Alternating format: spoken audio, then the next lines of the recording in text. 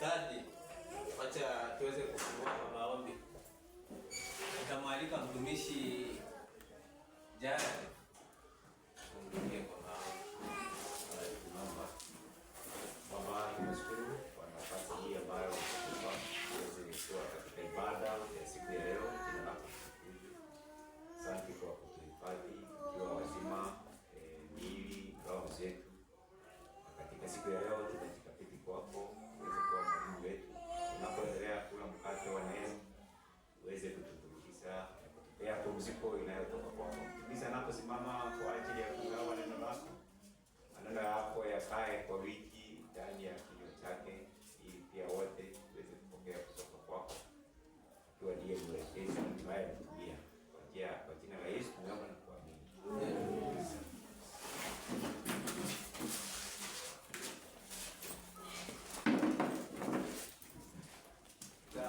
Tutasoma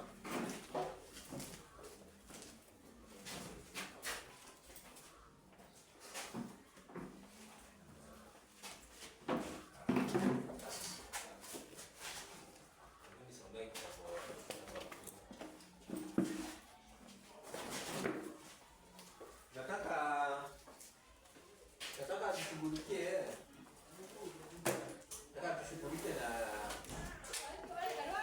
na Ufunuo 17, lakini nataka nianze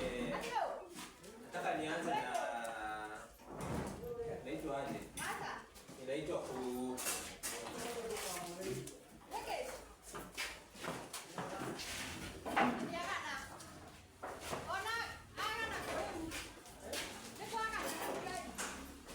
nataka nianze na Kutoka 25 mstari wa kwanza.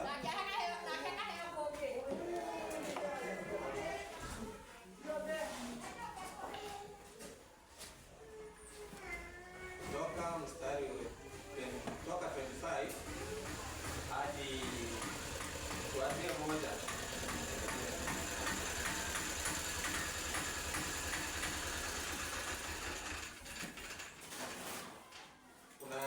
Kuna nini nataka tushughulikie,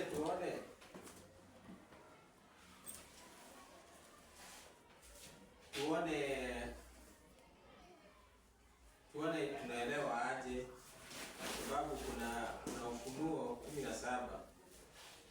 Kuna rangi zinatumika katika kitabu cha Ufunuo. Tuone hizi rangi zinapatikana wapi, na tusoma hapo kwanza. Kutoka ngapi? 25 kuanzia 1. Nasema hivi, Bwana akanena na Musa akamwambia, waambie wana wa Israeli kwamba wanitwalie sadaka, kila mtu ambaye moyo wake wampa kupenda mtatoa kwake sadaka yangu. Sadaka utakayopokea mikononi mwao ni hii: dhahabu na fedha na saba na nyuzi za rangi ya samawi na za rangi ya zambarau. Nataka mtu msikize hapo makini, alafu kwa sababu nitauliza kitu hapo. Sasa kuna rangi zimeanza kutajwa hapo. Inasema imeanza kutaja rangi ya rangi imetajwa hapo. Ni rangi gani? Rangi ya samawi. Samawi ni rangi gani? Blue. Samawi ni rangi ya blue. Hiyo ndio rangi imeanza kutajwa hapo. Sasa rangi ya kwanza ni rangi ya blue, si ndio? Haya, tuende na rangi ya zambarau. Rangi ya zambarau. Rangi ya zambarau ni rangi gani? Ni papo. Sijui kama natafsiri. Tafsiri bwana. Ama tunaweza kuwa nikisoma Kiswahili, kuna mwingine anasoma na Kikuyu, tunaenda sana hivyo tu. Hapo ya Kikuyu wasoma Kikuyu. Kiswahili kutumia bila mtu hapa na Biblia ya Kikuyu afungue. Sasa atakuwa anasoma hapo. Haya, tuende. Ndio tunaomba Kikuyu. Kama Kikuyu wale ndio. Sio kusoma Kikuyu mimi sita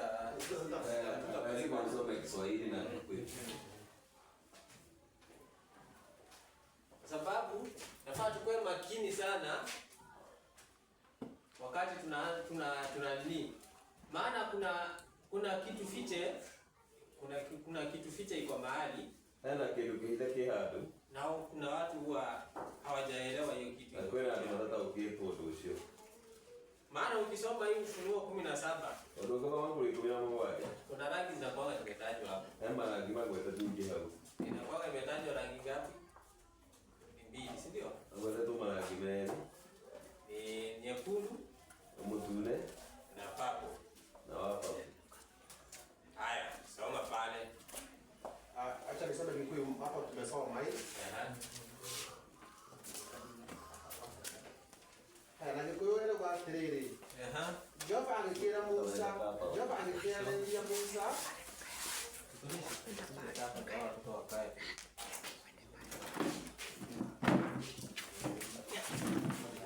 Ama hapa. Hapa hiyo mbele. Baba yuko hapo.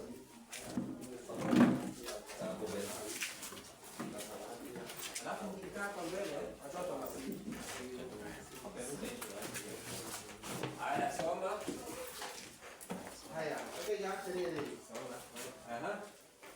Jehova agĩkĩaria na Musa akĩmwĩra atĩrĩ, arĩria ciana cia Isiraeli ũciĩre, ihothere indo imwe ciacio cia kũndutĩra. Mũndũ o wothe ũrĩa ũkũigua ngoro yake ĩkĩenda kũndutĩra kĩndũ-rĩ, mwĩtagiei mũhothi wakwa. Nacio indo iria ũrehotithagia kũrĩ cio cia kũndutĩra nĩ ici: nĩ thahabu na fedha, ona icango, na ndigi cia rangi wa zambarau, na wa zambarau, na wa gakarakũ, na gatani ĩrĩa njega, ona ngore cia mbũri, na njũa cia ndũrũme itoboketio rangi-inĩ igatunĩha, ona njũa cia popo, na mbao cia mũtĩ wa mũgaa. Haya, mimi nilikuwa nimefika ya 4 kwa Kiswahili, sasa wewe unaendelea na Kiswahili kutoka hapo 4. Haya, endelea. Na nyuzi za rangi ya samawi, na za rangi ya zambarau, na za rangi nyekundu, na nguo za kitani safi, na singa za mbuzi, na ngozi za kondoo waume zilizopigwa rangi nyekundu, na ngozi za pomboo, na miti ya msita, na mafuta ya ile taa, na viungo vya manukato kwa yale mafuta ya kupaka, na kwa ule uvumba wenye harufu nzuri, na vito vya sohamu, na vito vingine vya kutiwa kwa vile naivera. Umefika? 7. Nini hapo kwanza tutarudia, tutasoma tu. Sasa mbona hizi rangi zinatajwa? Alafu ile rangi inaanza ni rangi ya blue. Hii blue iko na nini? Blue inaki. Mbona hiyo rangi ya blue iko na nini hiyo? Rangi wa blue inaki. Alafu mbona kwa huyu mwanamke hiyo rangi hakuna, lakini hizo zingine ziko? No, ni mtu mmoja kuweza mmoja isigi itiko. Sizo rangi hebu enda hiyo Ufunuo 17. Soma kwanza. Kwenda hiyo Ufunuo 17. Ulikomea mmoja.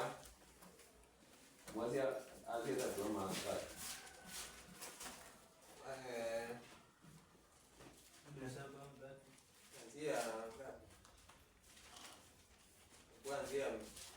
Anzia moja ndio tupate hiyo nini. Akaja mmoja wa wale malaika 7 wenye vile vinasa 7 vitasa, akanena nami akisema, njoo huku nitakuonyesha hukumu ya yule kahaba mkuu aketie juu ya maji mengi, ambayo wafalme wa nchi wamezini naye. Usimama kwanza hapo. Si wote tunajua hapa mwanamke kahaba, mwanamke ni kanisa, si ndio? Ndio. Sasa sasa kuna kanisa kahaba, si ndio? Kuna kanisa malaya. Haya, endelea. Nao wakao katika nchi wamelewa kwa mvinyo ya usherati wake. Kwa hivyo huyo mwanamke ama hiyo kanisa limefanya nini? Wafalme wa dunia wote wamezini na hiyo kanisa, yani wameshirikiana na hiyo kanisa, yani wamekubaliana na hiyo kanisa. Ni madaliti na kanisa. Akachukua katika roho hata jangwani, nikaona mwanamke ameketi juu ya mnyama mkubwa sana. Kufika hapo kidogo. Alafu wale wote wanakaa duniani, si ndio? Wamelewa kwa mvinyo wa usharati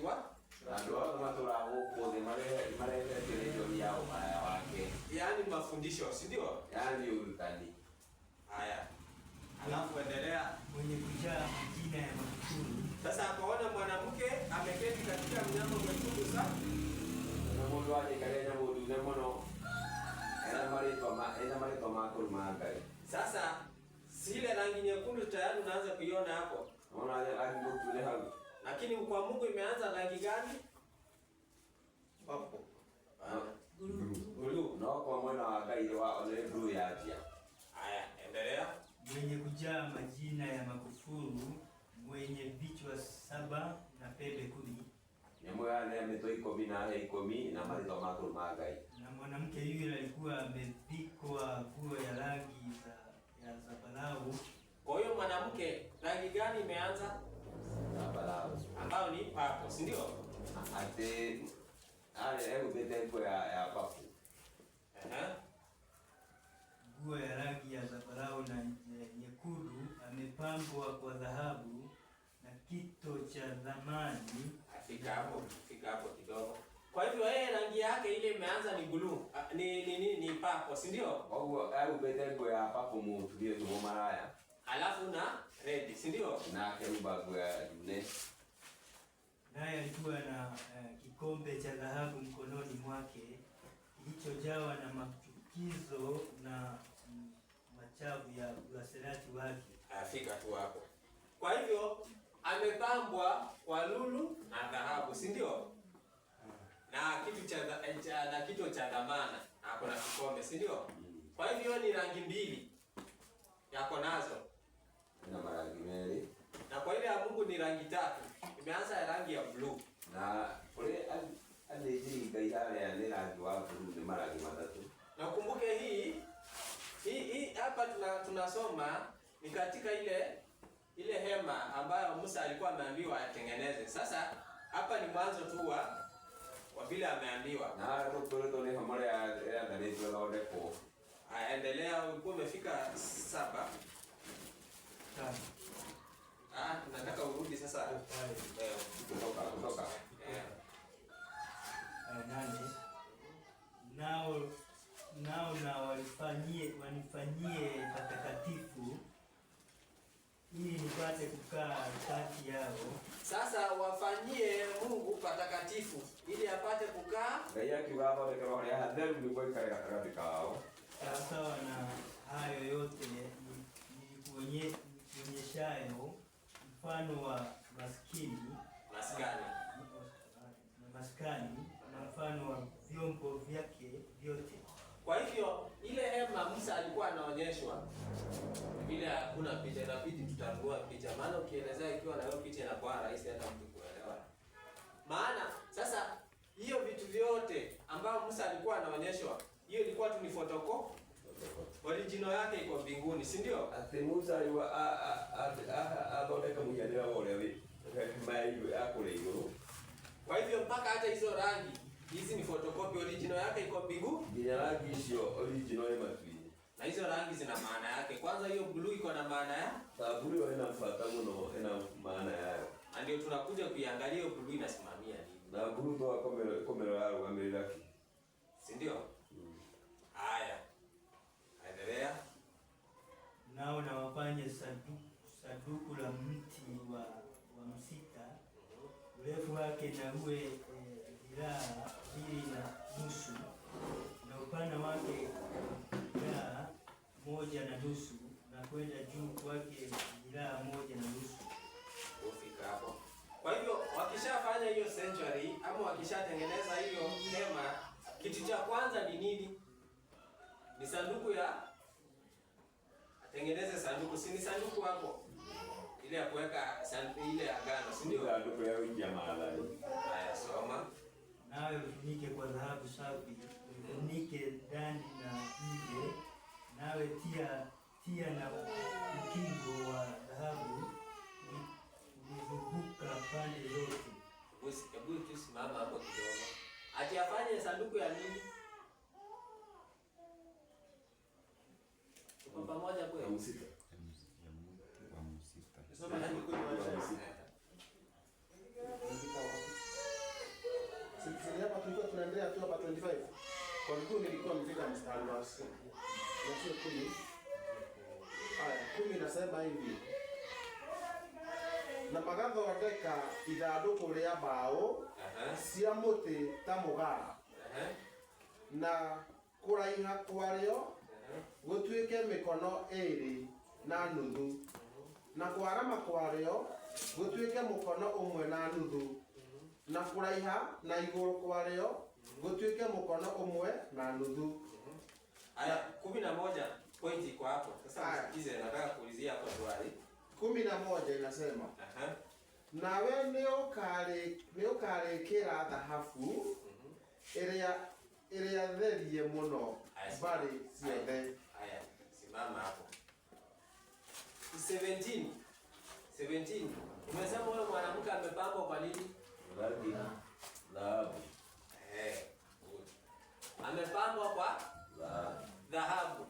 Sasa ndio tunataka kuangalia photocopy iko wapi hapa. Kwa sababu kuna original photocopy. Na kuna mtu anachukua vitu za Mungu, si ndio? Haya. Soma. Ũrĩkĩre thĩinĩ ona igũrũ, na ũrĩrigicĩrie mĩena yothe mũnyamũ wa thahabu mĩthemba-inĩ yarĩo ya igũrũ. Niende 12. Nataka tusome mpaka 22. Alafu tutaenda 26, alafu tutaenda 26 kuanzia 1 mpaka 32. Naona hiyo nitakuwa nimemaliza hapo. Aya. Ũcoke ũthondeke icũhĩ 4 cia thahabu na 2 igera mwena ũrĩa ũngĩ warĩo. Ningĩ wacũhie mĩtĩ mĩraya ya mĩthemba ta mũgaa. Ũmĩkĩre thahabu igũrũ guothe. Na mĩtĩ ĩyo mĩraya ũmĩtonyie icũhĩ-inĩ ciayo iria irĩ mĩena-inĩ ya ithandũkũ rĩu nĩguo rĩkuagwo nĩyo. Mĩtĩ ĩyo mĩraya-rĩ nĩ ĩgaikaraga o icũhĩ-inĩ cia ithandũkũ rĩu na thĩinĩ. Ningĩ ũthondeke gĩikaro gĩa tha na thahabu ĩrĩa therie mũno. Kũraiha gwakĩo gũtuĩke mĩkono 2.5, na kwarama gwakĩo gũtuĩke mũkono 1.5. Soma ufike 22, alafu ndio nisome na Kiswahili. Haya, 18 nasema ũcoke ũthondeke makerubi merĩ ma thahabu. Ũmature mekĩrwo mĩthia-inĩ yerĩ ya gĩikaro kĩu gĩa tha. Ũthondeke kerubi ĩmwe ĩikare mũthia ũmwe, nayo kerubi ĩrĩa ĩngĩ ĩikare mũthia ũrĩa ũngĩ. Na makerubi macio matuĩke kĩndũ oro kĩmwe, na gĩikaro kĩu gĩa tha kĩnyitane nayo mĩthia-inĩ yakĩo. Namo makerubi macio matambũrũkie mathagu mamo na igũrũ, mahumbe gĩikaro gĩa tha namo,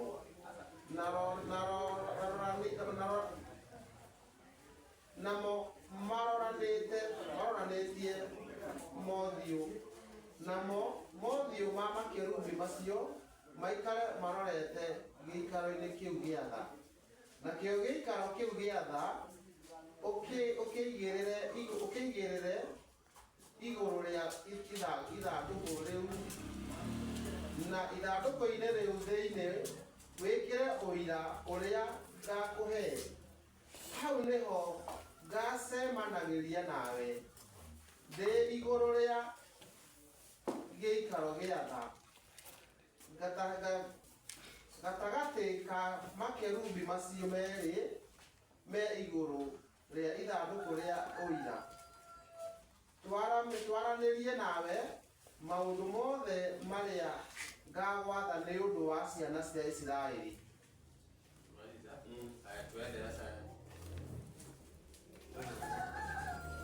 Nawe subu vikuku vinne vya dhahabu kwa ajili yake na kuvitia katika miguu yake minne, vikuku viwili upande mmoja na vikuku viwili upande wake wa pili. Nawe fanya miti mirefu ya msita na kufunika dhahabu. Nawe tia hiyo miti katika vile vikuku vilivyo katika pande mbili za sanduku, ili kulichukua hilo sanduku.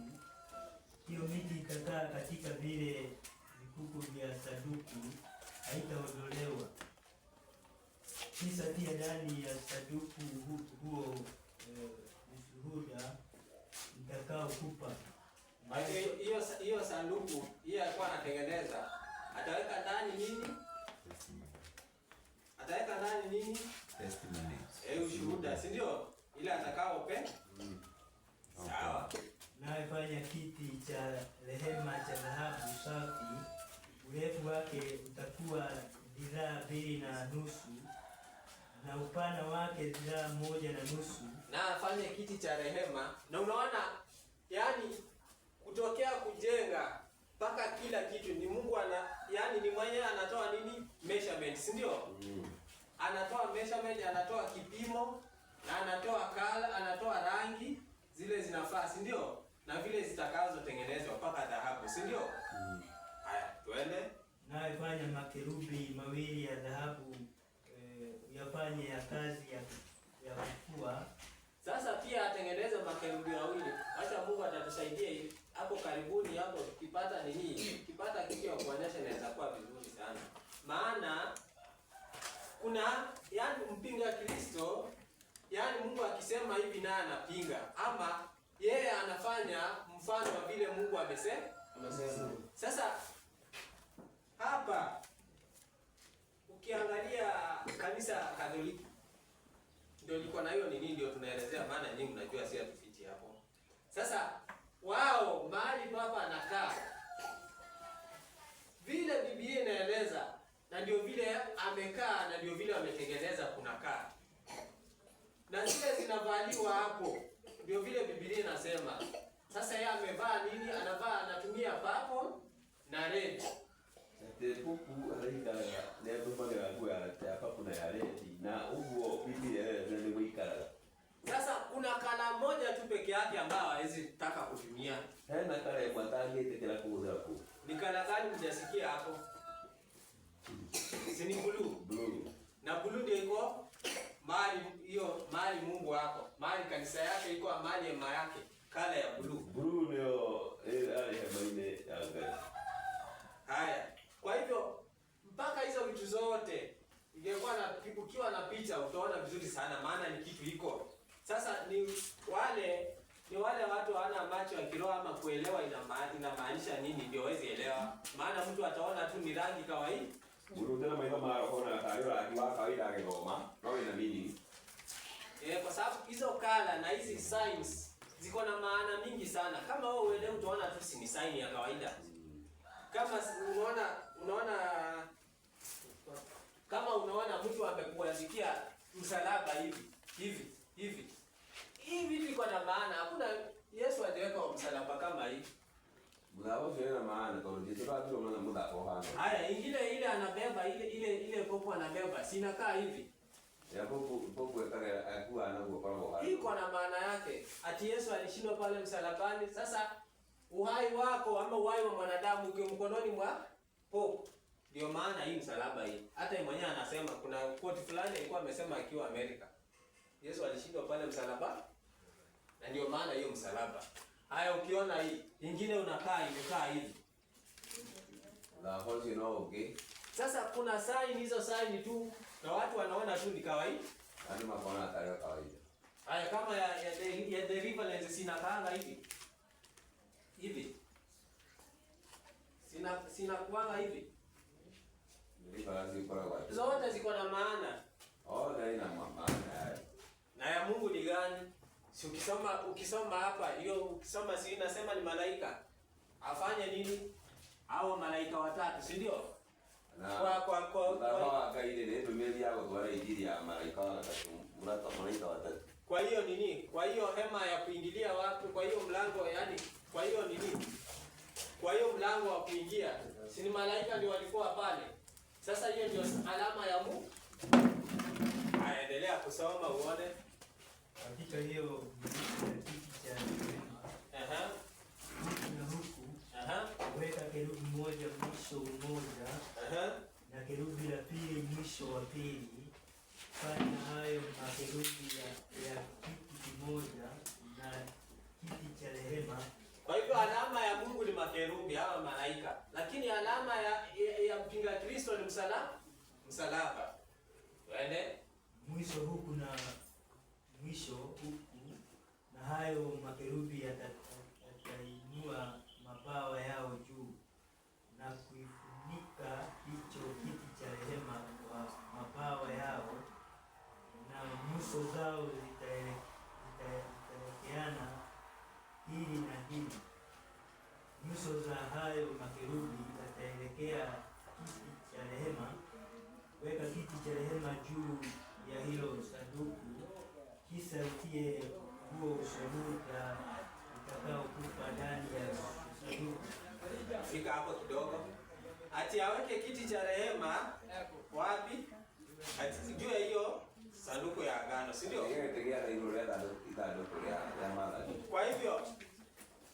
Kwa hiyo kiti ya rehema sini yani kwa hiyo sanduku ya agano ndio kiti cha rehema ndani kuko nini? Sini amri. Ndio ina ndio kwa na maadani. Sini amri ziko hapo. Hiyo nini ya ushuhuda. Kwa hivyo hiyo inakalia nini? Amri zako, si ndio? Ikaragera maadani maagai. Haya, twende. Nami nitaonana nawe hapo na kuzungumza nawe pale. Kwa hivyo Mungu ataonana nawe hapo. Yaani anakuwa anaonana nao hapo katika amri za Ugai atugana na ndo akeni no amadani kumimaga. Hapo. Kwa hivyo ukiondoa hiyo hakuna. Ongea hapo. Na ndio unaona mpinga Kristo pale mahali anapoketi. Ako na hiyo sanduku hapo, ako na hao makerubi hapo wamekalia. Na wale makerubi wao wanakuwa wamekaa hapo. Unajua miguu zake, angalia vizuri. Miguu yake ni nini? Hiyo miguu ni miguu ya mbuzi. Na sijui kuondoa ama mbuzi hiyo miguu kiangalia. Hata kwa kate kisimu vile jamaa aliomba aje arudisha. Hiyo kapicha inakuanga hapo. Kiangalia miguu inakuanga ni miguu ya mbuzi. Ndio maana Inakuanga miguu ya mbuzi. Ile ilikuwa na hiyo kati kisimu hata nipewe kijana. Kuzungumza nawe pale ilipo juu ya kiti. Inakuanga kwa hiyo cover, hiyo picha inakuanga kwa hiyo cover ya hiyo kitabu. Na ni hata hiyo msalaba. Popo alikuwa anavaa hiyo imekaa hivi. Na hiyo anaitwa Pan. God of Panic. Twende. Katikati ya hayo makerubi mawili yaliyo juu ya sanduku la ushuhuda katika mambo yote nitakayokuagiza kwa ajili ya wana wa Israeli. Nawe fanya meza ya mti wa msita. Urefu wake utakuwa dhiraa 2 na upana wake dhiraa 1. Ukifika tu 22 achia hapo tuende 26 maana sasa time inaisha kabla tujaenda hiyo. Haya, twende 26. kuanzia verse 1. Sababu kuna kitu tunataka tuminie hapo ndio tujue hiyo nini inasimamia nini? Hiyo blue inasimamia nini? Na kuna mpinga Kristo ama counterfeit? Wao madama 26 leo. Ijue mara kwa mera. Sasa tujue huyo mpinga Kristo tena naye anaingiza hiyo rangi ya blue. Mpinga Kristo na kelele tu kwa na kiingilia hadi wa blue. Anataka kuingiza hiyo rangi ya blue. Nino amutulira wa. Maana hiyo rangi ya blue inamaanisha nini na inasimamia nini? Najua blue wa Amerika. Na ndio tuko hapa maana unaona saa hizi sio wakati wa kulala. Maina uko mama. Sijui kama mmesikia kitu lakini inafaa sio kutangazwa. Kitu iko kwa mitandao ni sasa vile tunachokora tukipata. Kama hivyo tuko bene na siadi. Lakini hii ingine naweza pata kwa simu ama BBC. Unajua saa hii India. Ngomo iko ile India kwa India. US Na Amerika ile. Wapi? UK. Na UK ile. Na Guyana. Ile. Na kuna taifa ingine. Unajua kwanza saa hii India hakuna pesa inatumika. Ule India kwa kile pesa ya hapo pesa pali. Halo. Kuna habari. Alafu unaambiwa hauna ruhusa kwa mwili wako. No kero na udhamini wa mwili wako. Saa ile pesa ile kitu inatumika. Lazima uwe na digital ID. No ni uko na digital ID kana kibali kile banga account. Sasa ni kidole yako na hii inachukua. Kidole yako na kuna pesa. Kuna pesa inatumika. US iliwekwa saini kuanzia mwisho wa mwezi huu mwezi umepita. Nayo ni hivyo. Amerika mumuri wa hadi hawa kenda no gwenda kwambiria gweka. UK nayo imetolewa amri. Iko nazo pale. Imetolewa amri.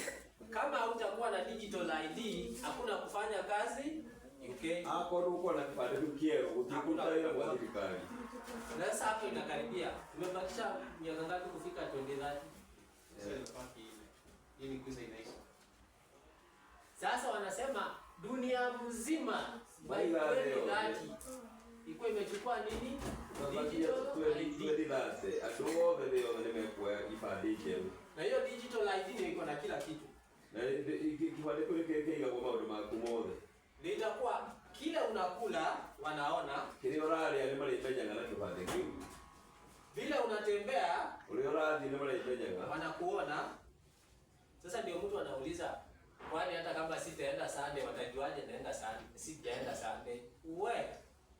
Vile unatembea unaonekana mpaka kwa bedroom yako ati kunawekwa nini? Sijui kama kuna mitandao ukipata kwa Facebook utaona ama kwa nini sababu naziweka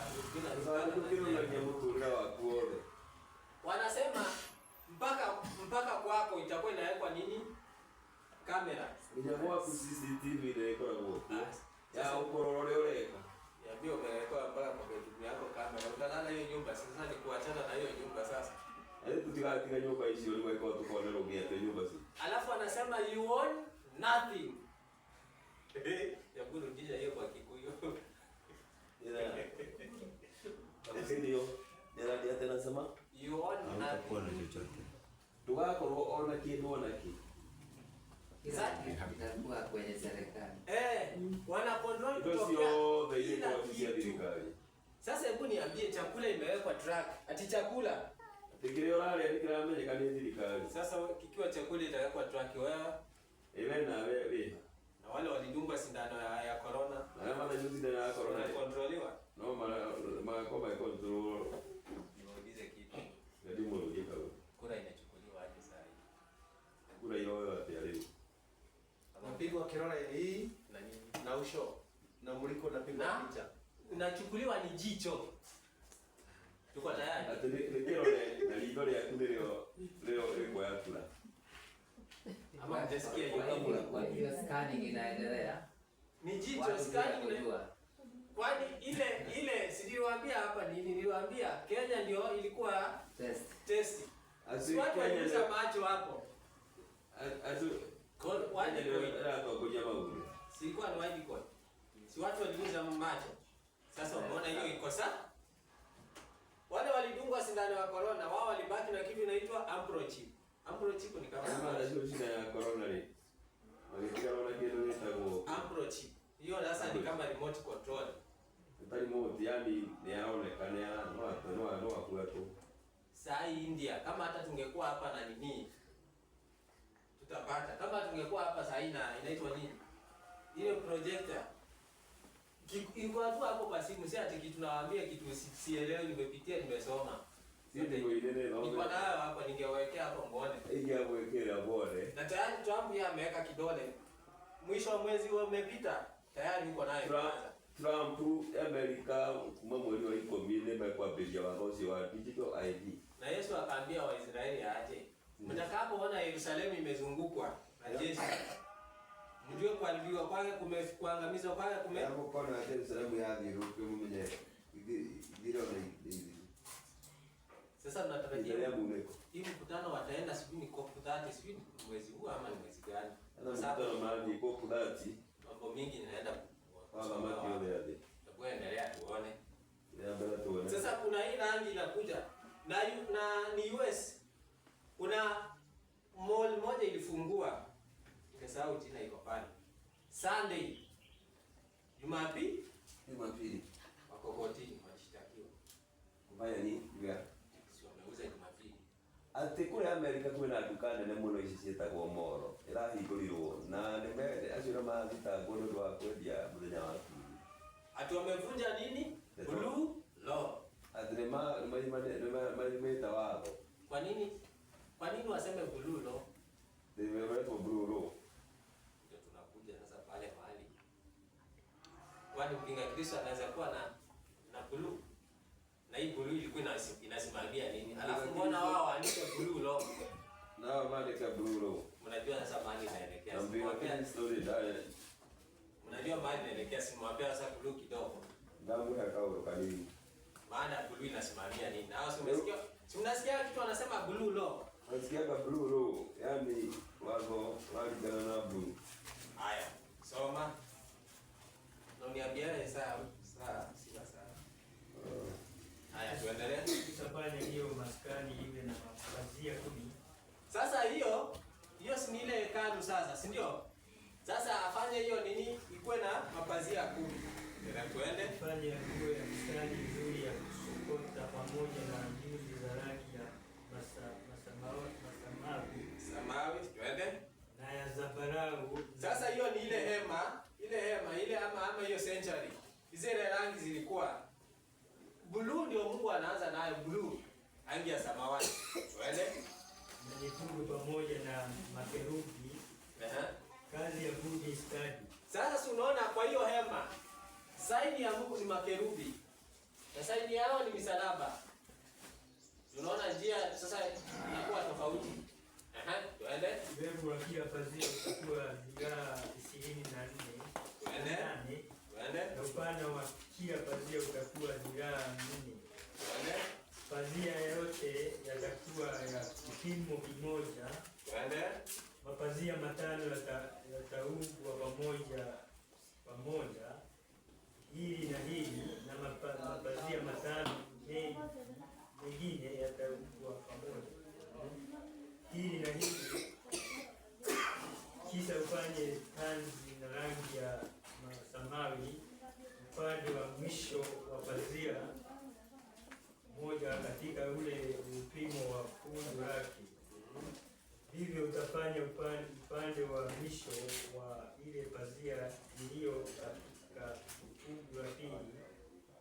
Fanya matanzi 50 katika pazia moja na matanzi 50 katika upande wa mwisho wa ile pazia iliyo katika kifungano kwa pili.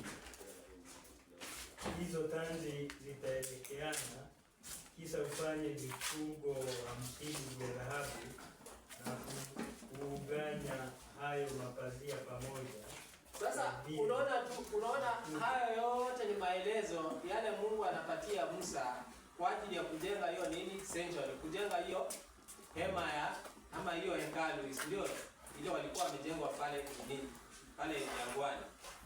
Hiyo ni maelekezo anampatia, na hiyo tu maelekezo, ama hiyo tu vile inanili, ukiangalia pale tu ndio unaenda hivyo. Sasa wana photocopy hivyo. Sema hiyo maskani itakuwa ni moja. Sawa, twende. Nawe fanya mapazia ya singa za mbuzi yawe hema juu ya maskani. Fanya mapazia 11. Urefu wa kila pazia utakuwa dhiraa 30 na upana wa kila pazia utakuwa dhiraa 4. Hayo mapazia 11 yatakuwa ya kipimo kimoja. Kisha utauganya mapazia 5 bali na mapazia 6 bali na lile pazia la 6 utalipeta hapo upande wa mbele wa ile hema. Fanya tanzi 50 upande wa mwisho wa pazia lile lililo la mwisho katika hayo yaliyounganywa pamoja, na tanzi 50 upande wa mwisho wa lile pazia lililo nje katika hayo ya pili yaliyounganywa pamoja. Tena ufanye vifungo 50 vya 7 na kuvitia vile vifungo katika zile tanzi na kuiganya ile hema pamoja ili iwe hema moja. Umefika ngapi? Na kipande kile kilichosalia kile kiuacho cha yule mapazia ya hema, ile nusu ya pazia iliyosalia itaanguka huko upande wa nyuma wa maskani, na hiyo dhiraa moja upande mmoja na ile dhiraa moja upande wa pili ya urefu wa mapazia ya hema iliyosalia zitaanguka katika ubavu wa maskani upande huo na upande huu ili kuifunika. Nawe fanya kifuniko cha ile hema cha ngozi ya kondoo waume zilizotiwa rangi nyekundu, na juu yake kifuniko cha ngozi za pomboo. Nawe fanya hizo mbao za maskani za mti wa msita zenye kusimama. Kila ubao utakuwa na urefu wa dhiraa 10 na upana wake kila ubao utakuwa dhiraa 1 na nusu. Kila ubao utakuwa na dini mbili zenye kuunganywa huu na huu. Ndivyo utakavyozifanya mbao zote za maskani.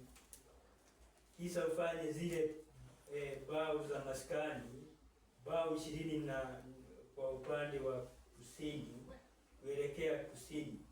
Nayo ufanye mata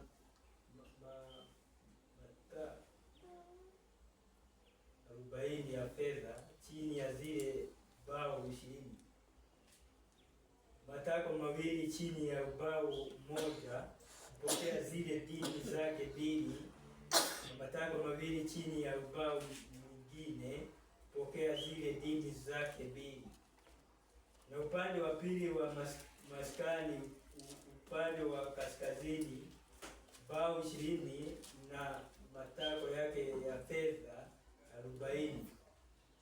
Matako mawili chini ya ubao mmoja na matako mawili chini ya ubao mwingine. Ama hebu kaenda 29 ndio tuache nafasi ya maswali kidogo. Enda 29 kisongo. Ndio enda 29. Na mtu anaweza jisomea hapo mwenyewe akimaliza. Na hizo mbao utazifunika dhahabu na pete zake za kutilia yale mataruma utazifanya za dhahabu, na hayo mataruma utayafunika dhahabu, nayo utaisimamisha hiyo maskani sawasawa na mfano wa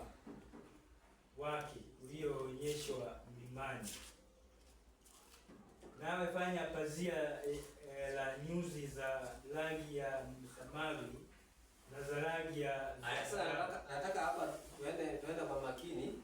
Sasa hapo itabidi pia wewe utasoma na Kikuyu kuanzia that 1, si ndio? Ndio. Haya soma. Haya. Acha amalize hiyo kusoma alafu utasoma.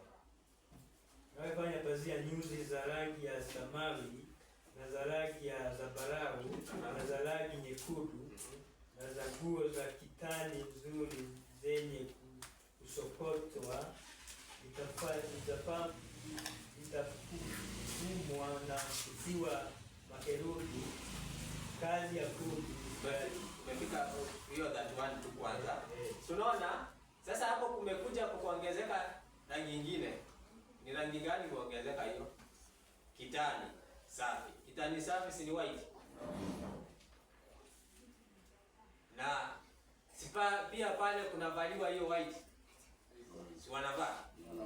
Ni moja tu ndio hakuna blue. Huwezi wapata nayo. Na hii blue iko na maana. Kwa hapo kuna blue kaka mkoa na bora nimeka ya kutireti. Na Hata black wanavaa. Black. Sababu black ni manane makati huko. Haya. Haya twende soma hiyo that 1 alafu ya some that 2 sasa. Naelekea kupata hizo point. Tujue hiyo blue inamaanisha nini? Ilikuwa inafunika nini?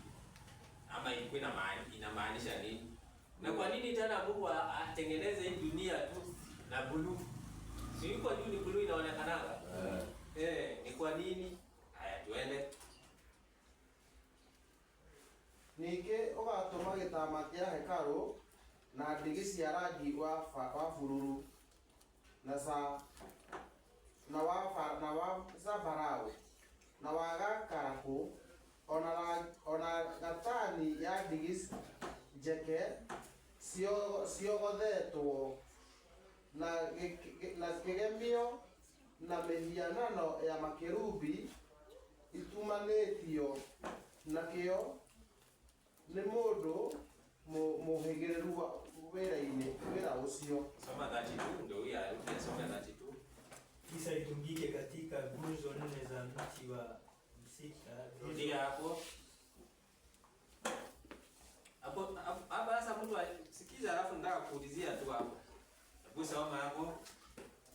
Kisha itungike katika nguzo 4 za mti wa msita zilizofunikwa. Rudia hapo. Vifungo vyake vitakuwa. Nataka tu urudie kisha zitundike. Kisha litundike katika nguzo 4 za mti wa msita zilizofunikwa dhahabu. Kisha vifungo vyake vitakuwa vya dhahabu katika matako ya fedha mane. Usoma. Umeza 32. Nisome 32. Soma 32. Na rĩrĩ nĩ ũgagĩcuria itugĩ-inĩ 4 cia mũtĩ wa mũgaa ihumbĩtwo igũrũ guothe na thahabu na ciĩkĩrwo tũhocio twa thahabu ona itonyio makinya-inĩ 4 ma fedha. Sasa unaona zitundike katika nguzo 4. Deshurio de Noamenena. Hizo nguzo 4 zinasimamia nini? Na kwanza hiyo nini? Hiyo hekalu. Ati hekalu yori amwadhani.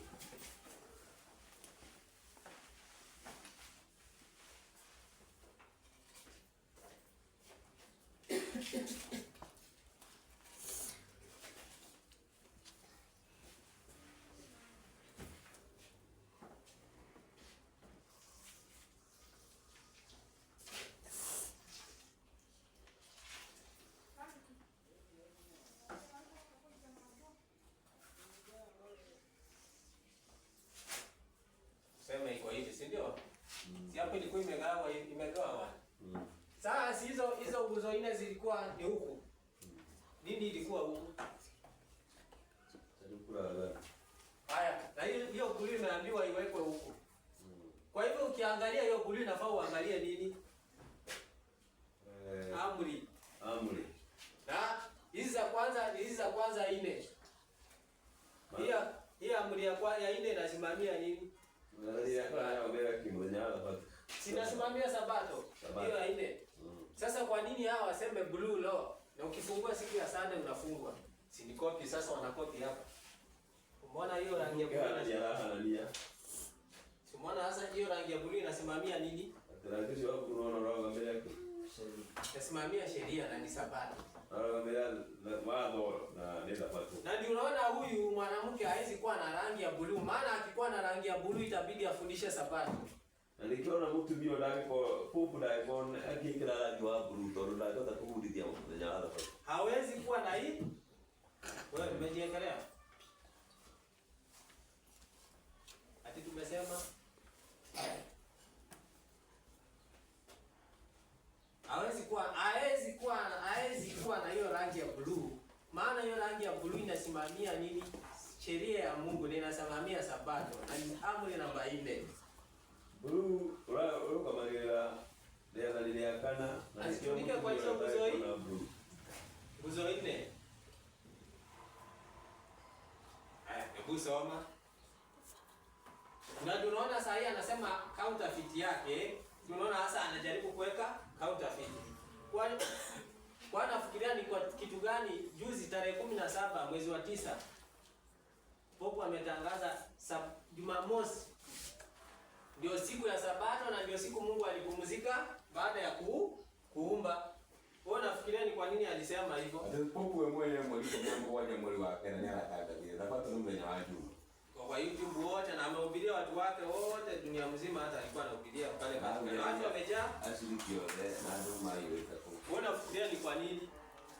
Ndio hata vile atangaze huko.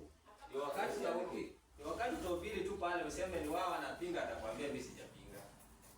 Ndio leo kwa ataiga. Ili atuwe uonekane mwingine hapo.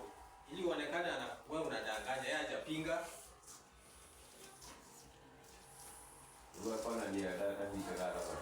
Na hata ndio unajua hii hata ndio tumekuwa tukiongea na mtumishi. Hii Sunday law kuwekwa, si ati Sunday law haikuwa. Si ni mwenye kuweka wa kwanza ni Constantine. Ati mtu apere kwa belia, kuruko kama nya kimya hata Constantine. Sasa baada ya Pope kule mwaka wa 321 sasa baada ya Pope Pius kuuawa ndio nini ikarudi kupungua nguvu. Sasa ni kutoa tu, watatoa hiyo kitu kwa draw, waweke hapo waseme sheria iendelee. Sasa ianze hivi ndio ipatikane yule atakuwa anaabudu leo awindwe sasa na kuangalia. Ndio hapa ndio wale wajeto miakere ya maida maduma wigirwo metha ile uthie na mbere wa kirugo kia ndio ugiogatho ne pomwe. Si hata Constantine alianza tu hivyo. Na jajabu kila alikuwa anatangaza vile ule pia naye ndio hiyo saini alikuwa nayo hapo. Wakati yeye pia alikuwa akitangaza pia Sabato ndio Jumamosi ndio siku ya Sabato ndio Mungu alipumzika wakati wa umba. Na pia Sunday na pia Yesu akapumzika hiyo siku akiwa wakati amesulubishwa akapumzika. Akafufuka Sunday. Sasa pia wanasherehekea Sunday wa impress nani? Kuimpress Maria. Magoka sare ni ngoma togelia Maria. Hiyo ndiyo alisema. Haya, soma. Sasa umeona mahali hiyo rangi ya blue inamaanisha nini? Na ndio unaona hawezi kuwa nayo. Sasa sasa hivi yako counterfeit. Unaona inasema blue law. Umeweka sasa hivi tunaita blue law. Kwa nini wajeka red ama black? Umeweka wanaita blue law. Wende nimalizie. Nawe tukika lile pazia chini ya lile mfungo, nawe leta lile sanduku la ushuhuda na kutia humo sanduku la ushuhuda na kutia humo nyuma ya pazia. Aweke nyuma ya hii pasi sanduku hiyo ya. Ile pazia litawanyia kati ya patakatifu na mahali patakatifu. Sasa hiyo pazia hiyo itagawanya huku mahali patakatifu na patakatifu sana. Kale tabaki kwa wale kaya ni hali ya muno na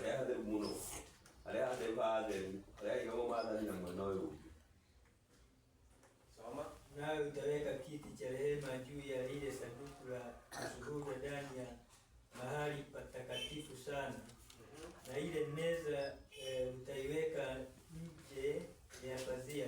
Umefika ngapi? 34.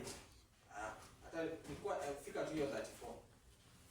Sasa hebu turudie kusoma hiyo 17 Ufunuo, alafu tuache tuone mwenye ako na swali ama kuongezea. Sema na maliza na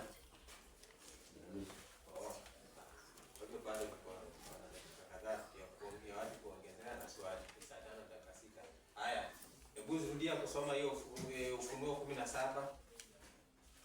Akaja mmoja wa wale malaika 7 wenye vile vitasa 7, akanena nami akisema, njoo huku nitakuonyesha hukumu ya yule kahaba mkuu aketie juu ya maji mengi, ambaye wafalme wa nchi wamezini naye, nao wakao katika nchi wamelewa katika mvinyo ya uasherati wake.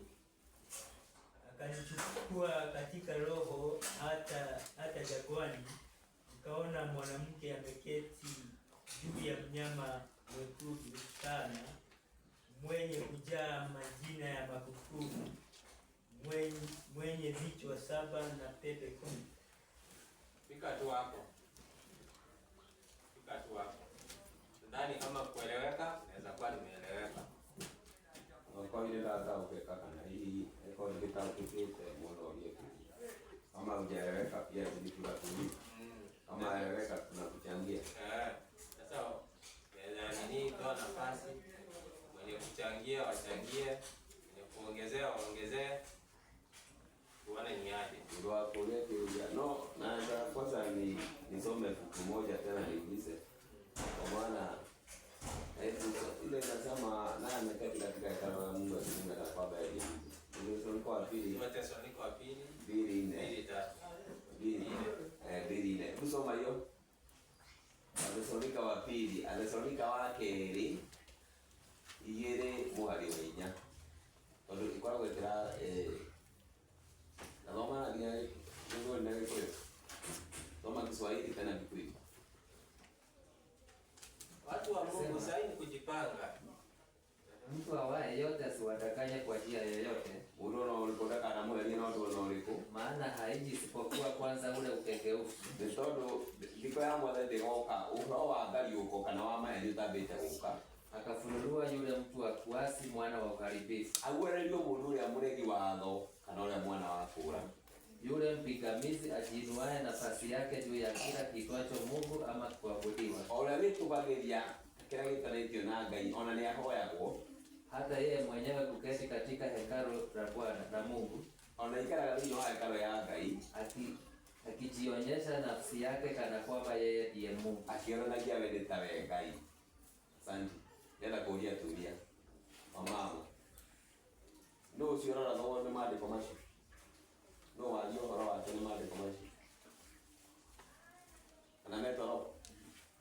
Atumia twagoma Wathesalonike wa kerĩ 2:3-4. Iraria horo wa uthamaki uriku kana nũ iraria horo wake.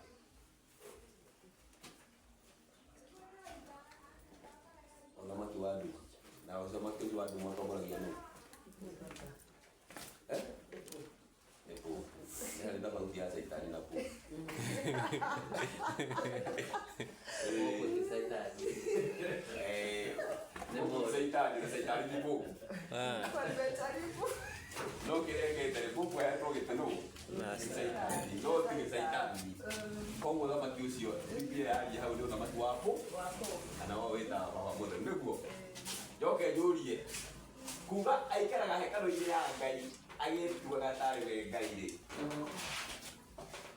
Ku ikara ga hekalu kuwa ikata ga hekalu ya Ngai kana wikara hekalu ile ya Ngai ni wikara ni wikate.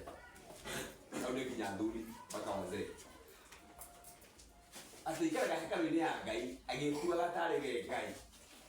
Kũikara kũreka harĩ hekalu-inĩ ya Ngai kana gũikara hekalu-inĩ ya Ngai nĩ wĩka. Anakaa ndio nimeuliza hivi. Biblia inasema anakaa katika hekalu la Mungu akijieleza kana kwamba yeye ndiye Mungu. Hata yeye kuabudiwa. Nauliza Catholic ni hekalu la Mungu ama kukaa katika hekalu la Mungu maana yake ni nini? Catholic si hekalu la Mungu. Siwe ndio hekalu la Mungu. Sasa anaingia ndani ya watu. Yaani mafundisho yake yameingia ndani ya watu, sasa amekaa ndani yao, hivyo ndio mimi naweza jibu. Kwa sababu sio Catholic ndio hekalu la Mungu. Na mwingine aikara hekalu ni Ngai, ikawe Ngai. Wika hekalu ni Ngai ni wika mure.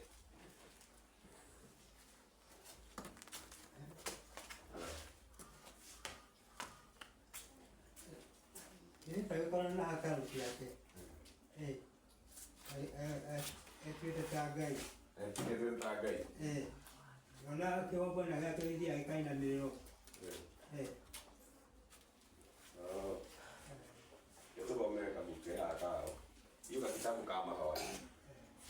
Ile wimbo yao.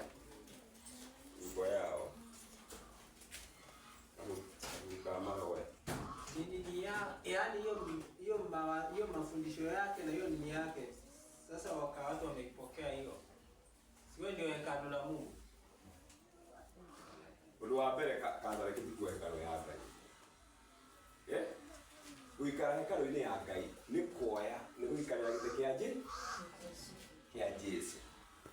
Kuliko uikara hekalu ni ya Ngai. Uikara hekalu ni ya Ngai. Tikule Catholic ni kuoya mamura kama Yesu. Anatibu na kugani wa mwakilisi wa mwathani huko. Anatibu kuliko uikara hekalu ni yake. Ya Ngai ndio kama kwa kugaka tuomba na wewe usikie kitabu vile hii ni wimbo wanaibaka namba 38. Na wewe wimbo imenisaidia sana. Kuna mama alikuwa tumeletana naye kumbe hiyo kitabu nilimzima. Akasema bila soma hiki sijajua, hata naenda kufanyia uchunguzi. Wewe bishana nikimwangalia. Kawaida nikamwangalia kama naomba nikuletee kitu kutanini. Kazi kisi nimezisoma, vitabu nimezisoma, hizo vitabu zote ziko sawa. Pia sawa. Kuleta. Hata wale alikuwa nao kwa mjekera. Ndio kwa na hizo vitabu tunasaidia. Ndio hiyo kitabu bado ulirudisha ama sijarudisha. Kwa Asikubeba. hiyo iko kwani ipotea.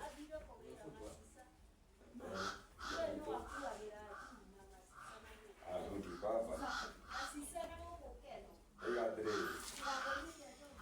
Na balate hii ndio ndio kama ina kanisa ile ipo na ipaka kanisa ina balate hii Page 179 page 179 namba 30 namba 38 namba 38 ndio na Ega atiriri. Papa mutheru aturaga. Papa mutheru arotura. Nituinirei ithuothe Kristo wa guku thi. Niwe ithe witũ na wa andũ othe. Mũtongoria njamba wa kĩrĩra gitũ. Mũtheru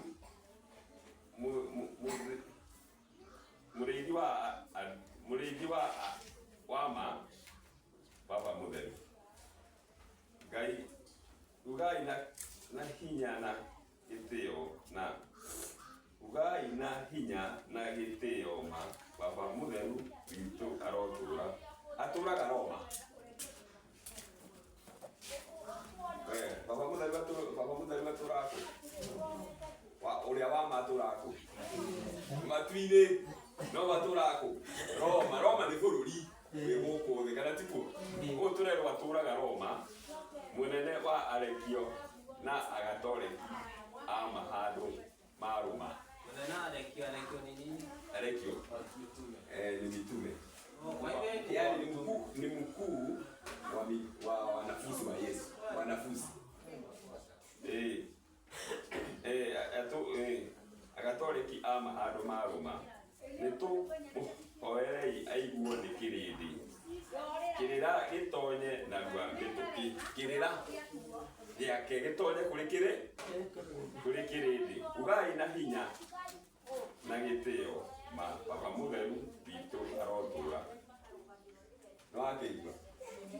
Kwa hivyo anajiita Kristo wa huku duniani. Baba mwega wao unaturaga roho.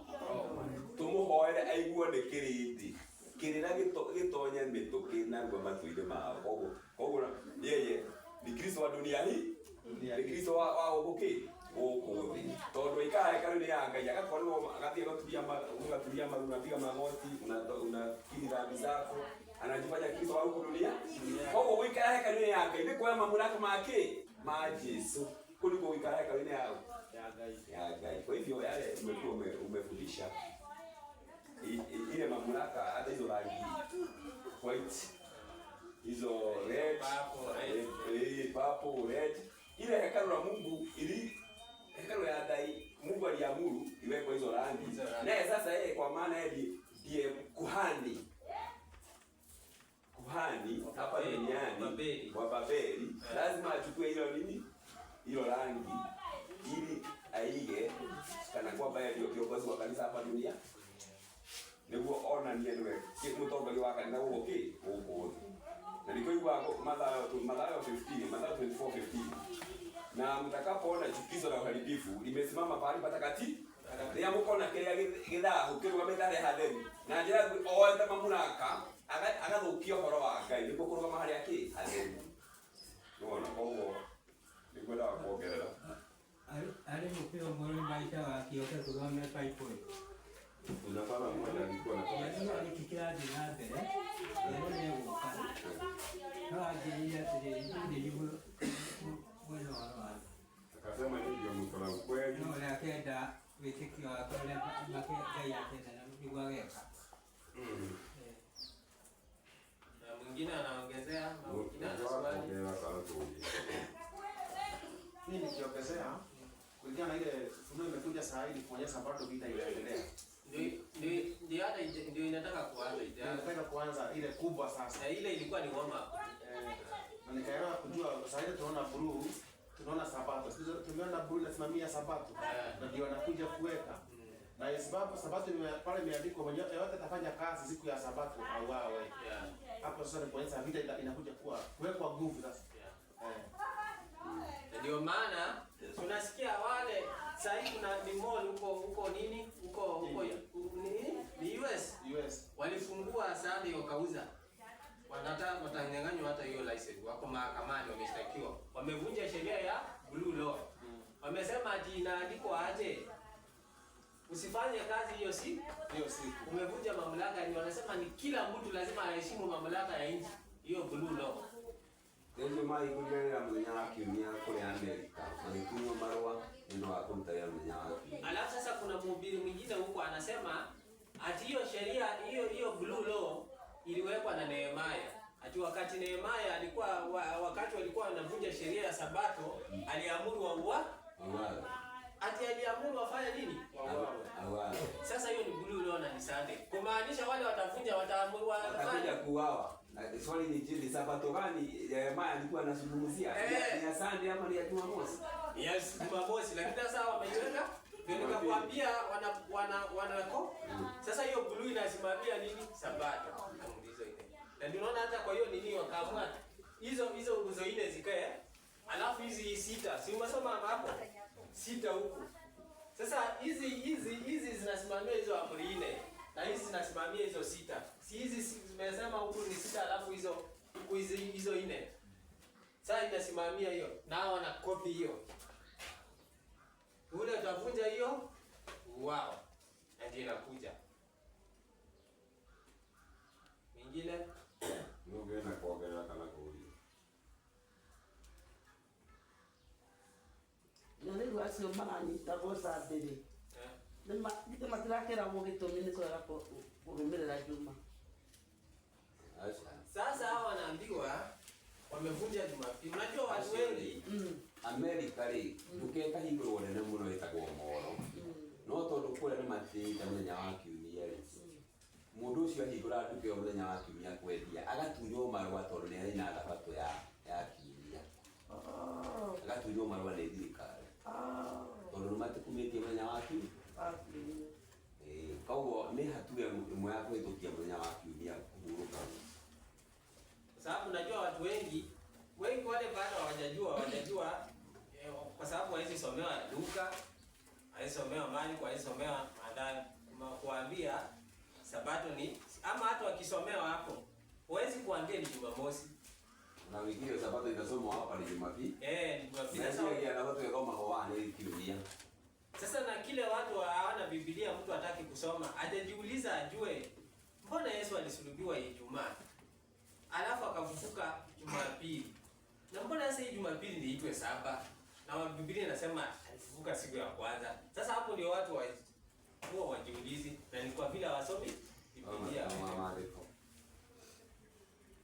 Pia sijui kama mama hatujafika hapo, na katika mkononi mwake kuna kikombe. Mama? Kikombe. Hii verse 5. No. Ufunuo 17. Hiyo mstari wa 4. Hapa chini inasema having a golden cup in her hand, akiwa na kikombe cha dhahabu mkononi mwake kilichojawa machukizo na uchafu au asarati wake. Ama au umefika hapo sasa? Tulikuwa tumefika, lakini tunawazia kwa sababu kwa dakika 8 tuendelee. So pia inaelezea katika kikombe, katika mkono ako na kikombe. Tumesikia huyo ni mwanamke ambayo kikombe hiki ananyweza mataifa yote. Mataifa yote. Na kikombe hiki kimejaa mauchafu ya uasherati wake. So one thing in cup, kuna vikombe viwili kwa Biblia. Kikombe cha kwanza ni kikombe cha wokovu. Na kikombe cha wokovu kimebeba mafundisho ya ukweli wa Mungu. Ambayo kupitia kwa hayo watu wa Mungu, watu wanaokolewa. Kama unywe kikombe cha Mungu, unanywea kikombe cha huyu mwanamke. Na hiki chake kimejaa machukizo na machafu. So dunia yote inaziko nasema imenywea hiyo na imelewa na haijielewi. So pia tunapofunua huyu mwanamke, pia tunafunua kikombe kile ambacho amekibeba, ambacho ni kikombe cha mafundisho.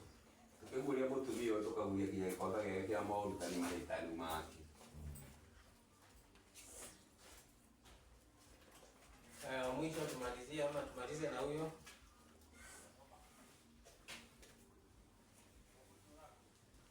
Sawa, tunaweza kupiga goli moja.